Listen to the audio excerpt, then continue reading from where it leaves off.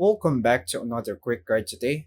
I'll walk through how to use Bluetooth on PC.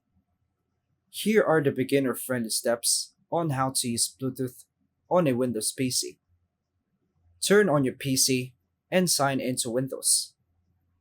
Click the Start menu, open Settings, the gear icon.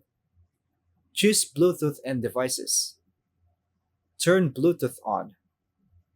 Click Add Device. Choose Bluetooth from the options. Put your Bluetooth device into pairing mode. Select the device from the list. Confirm pairing if a code appears. Wait until the status shows connected. Use the Bluetooth device. Listen to audio, type, or transfer files. Manage connected devices. Go back to Bluetooth and devices to disconnect or remove devices. Turn Bluetooth off when not in use. This helps save battery and improve security. And that's all for now, folks. Thanks for watching.